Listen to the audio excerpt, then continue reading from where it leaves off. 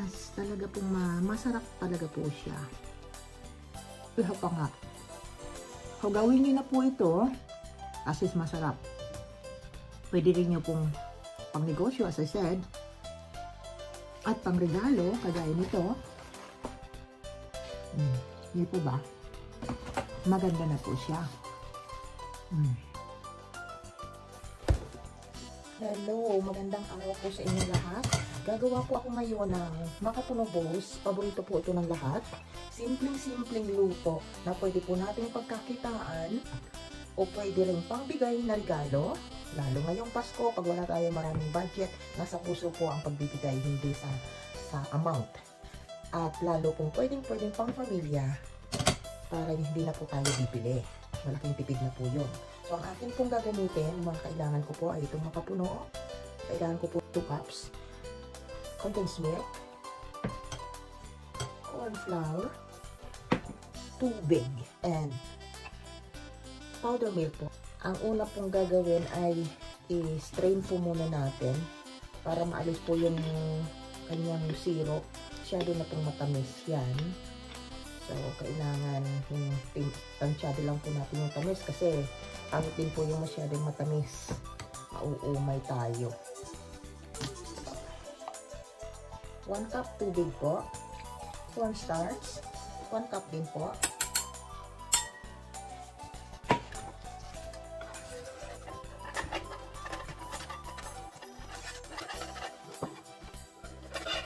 One can of condensed milk. Niretso ko na po sa ating lutuan. Non-stick po ito para po hindi na tayo masyadong ikot-ikot pa. Diretso pa din po ako para po sa makita nyo. I-mix ko na po siya agad-agad. So, kailangan po natin dito ng 2 cups.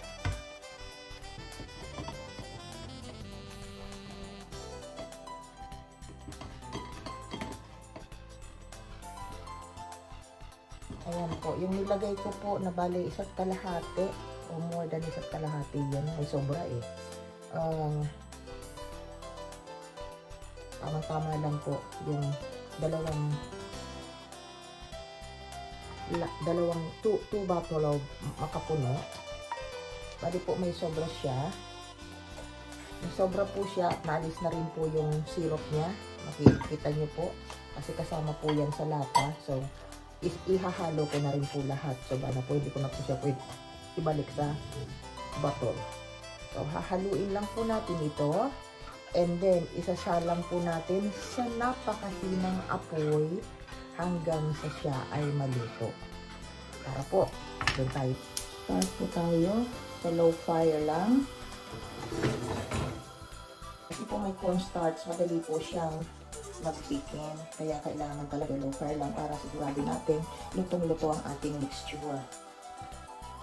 Ayan. Yung 2 bote po ng makapuno, kung hindi ko aalisan ng syrup, napakatamis, and then it's more than 2 cups.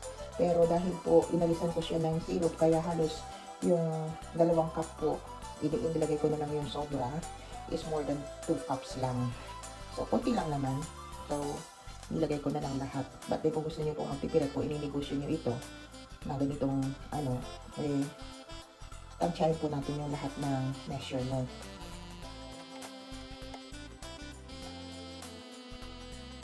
Medyo lumalapot na siya.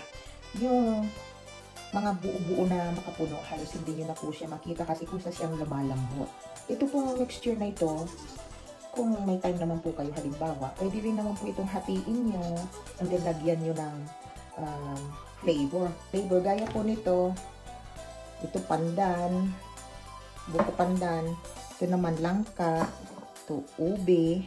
So, pwede po yan.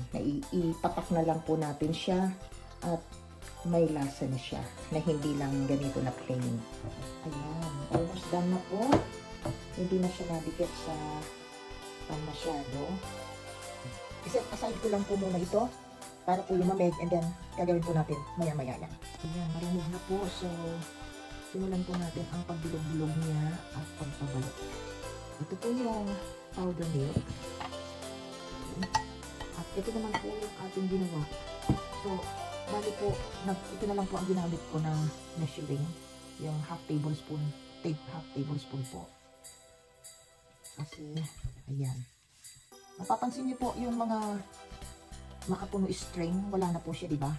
Halos kahit hindi na po talaga natin siya gawing puree. So, ayan. Ito tinutuloy lang po natin yung pagbilog-bilog niya. Hindi na po ako, magsusukat na lang po ako dito, pero hindi na po ako ng ilang grams po siya. Pero siyempre po, iba na po kasi pag i-business nyo, kailangan pare-parehas po ang sukat, pare-parehas ang pagkakabilog niya. Ito po hindi perfect yung pagkakabilog. Pero,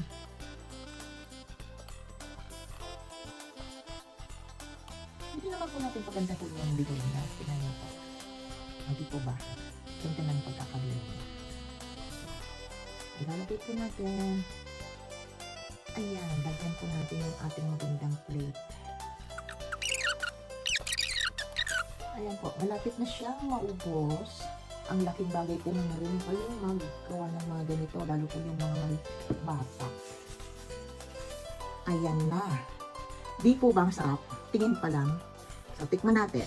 Kanina po, tumikim na ako nito actually. Masarap po talaga, kaya lang gusto ko pa. Para mas masarap po pa po sa pag-pamilya lang. Hindi commercial. So, masarap. Promise. I-try nyo po. Magbalot po tayo. So, babalutin ko po yung iba. Yung iba naman, hindi. So, meron po ako ditong pinangbabalot ko po ito sa yema.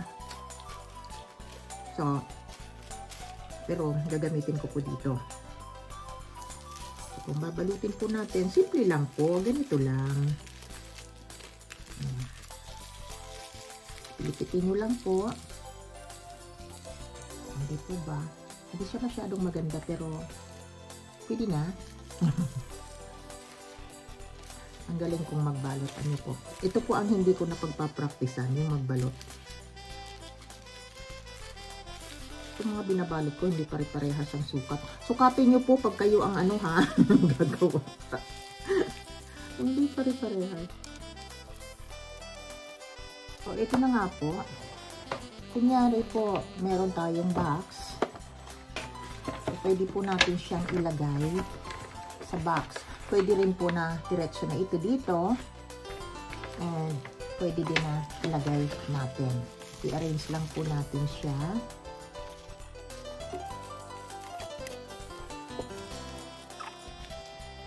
So, ito po 12. So, pwede din gawin natin 15. Kunyari. Di po ba? So, isang napaka gandang regalo na natin. Arrange natin ang maganda. So, this one.